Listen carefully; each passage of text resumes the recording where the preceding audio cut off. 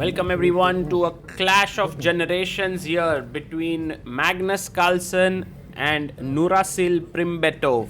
Magnus is representing the WR chess team in the World Blitz Team Championship and Nurasil is playing for Baitarek Chess. The boy is just 11 years old. He's born in 2013 and such a big opportunity for him to take on the greatest player on the planet, Magnus Carlsen. But look at how relaxed the boy is. Next to Magnus is Jan Nepomniachtchi, Duda, Pragnananda, Ho Yifan. It's an amazing team that WR Chess has. And this is one of the big successes for Kazakhstan to do the tournament in their country. The youngster gets to play the GOAT. Let's begin. Magnus opens the game with e4, c5 by Nurasil. Knight comes out to f3, e6.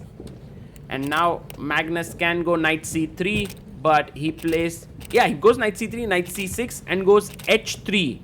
A small little move just to confuse his little opponent. You can see him smiling there because he didn't expect h3 to happen. But it's a smart move. Well, knight f6 seems like the main move, but then after e5, the knight doesn't get the g4 square. At the same time, if you play d5, bishop b5 is a useful move. So Magnus making this move after knowing a few things. d5 played there anyway by Nurasil, and Magnus puts his bishop on b5. Now, this is slightly irritating pin, but nothing too bad. Like if I take back. That's fine. So knight f6 is an absolutely fine move. You can now push your pawn to e5, which is what Magnus is contemplating. You can also play queen e2. There's also the move take on d5. So there are several options here, but Magnus maybe is interested to do something different here. He's thinking, he's taking his time, and that's already a nice feeling for the youngster. d3 played, he pushes d4. His idea was if the knight moves, he can win a piece here with a check. But of course Magnus is ready for this. He plays his knight to e2 now, and he asks Nurasil, well, your pawn structure is slightly mangled up here. If the pawn was back on d5, this was completely fine for black. But with the pawn already on d4, the c4 square is weak. Bishop comes to e7, you castle, black also castles here. And now Magnus brings his knight to g3. Somehow if black could magically play e5 and c4, these two moves, his position would be fine. But it's very difficult to engineer both these moves, and that's the reason why right now the youngster is in big trouble, strategic trouble against Magnus. And it's not even easy to solve these problems. Like bishop a6 could be one idea. He goes knight d7 and Magnus instantly pushes e5, not letting him go e5. Queen c7, putting pressure on the e5 pawn. The pawn is defended by the rook. And Nurasil brings his rook to d8. For the time being, the position is better for white, but not by a huge margin. How is Magnus going to continue? Bishop f4 looks like a good move. He goes knight h5. And he's probing on the king side here, hoping for black to play g6 so that the dark squares get weakened. And the knight is just an irritating creature there. And Nurasil plays g6, Magnus comes back. And he's like, now I'm going to make use of f6 square, g5. I'm going to trade your dark squared bishop. So this knight maneuver to the front was just to provoke g6, which Nurasil did. Knight b6 played now. And Magnus very quickly gets rid of the bishop on e7. Takes. Knight takes. And now, if the knight manages to swivel itself to the f6 square and then the queen enters on h6, it would lead to a mating attack. So first queen e7 played, attacking the knight.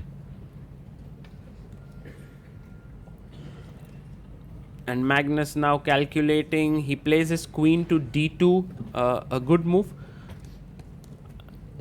And c4. I like the idea behind this. It will activate the bishop. So a very good move there by Nurasil. Knight e4 played, maybe not the best, because now h6 is a decent move. Because Magnus wants to clamp down on the dark squares and Nurasil finds it. Well done. h6, knight f3, and king comes up to g7. So black is fighting. He's not just giving up just like that. So good play there by the youngster. Now the knight on f6 is not so powerful because black has already kind of showed a few dark square weaknesses in the position with h6 and king g7. So what could be the other way to continue in this position? One could be to put the knight on d6. The other could be to take on c4.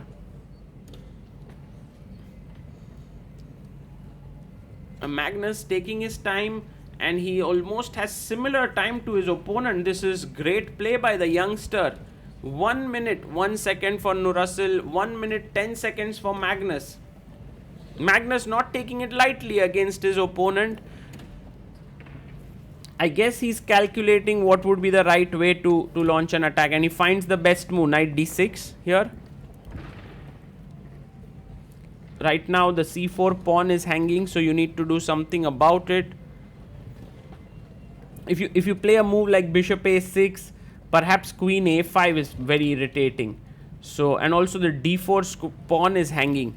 So taking all of that into consideration, maybe the safest idea is to either take, yeah, he takes, pawn takes, and now c5 maybe. He goes knight d7, perhaps not the wisest of ideas, but maybe his plan is somewhere to sack a knight so that the d6 knight is hanging. Tricky play by the youngster. Magnus brings his queen to f4. Now if you take here, I take queen e5 with a check. So here's a very cool variation, check. And if you play f6 trying to win the knight, I play knight c8 attacking your queen. So that doesn't work somehow. Queen f4, and now the d4 pawn is hanging. Nurasil pushes c5. Magnus plays a beautiful move b4 there. So quickly Magnus found that move to get rid of the d4 pawn in the center.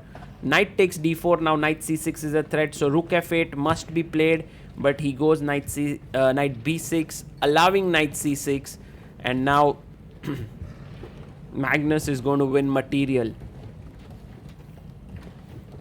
Yes, he finds it. Knight c6 played. It's a nice little fork here. Knight to d5, and now if you take on e7, I take on f4. So maybe not the best. The right plan is queen f3, keeping an eye here, keeping the fork here, but Magnus goes for queen h6, losing some of his advantage, but he's still better because after knight e7, he's threatening knight f7 and also the bishop. So the king comes back, knight c8, and now the best thing to do, he goes knight f4, was to take when you are exchanged down, but with a fighting position, a little bit of fighting position. But now rook d1, the knight comes back to c5. Threat is rook takes c8 when you can't take with the knight as your rook is hanging. So rook c4 played. He takes, but Magnus is very smart there. He pins the knight all over again. Rook c6 takes, rook d7, and now you are a complete piece up. It might be completely fine to resign here, but Nurasil is a fighter. He wants to keep playing, and he's enjoying himself. Very few times do you get a chance to play against Magnus in an over-the-board encounter, so why not? b3 played, takes, rook takes, check, king goes to g8, and now Magnus attacks both the pawns. 7 takes on e6. I also like how Magnus is very calmly making his moves,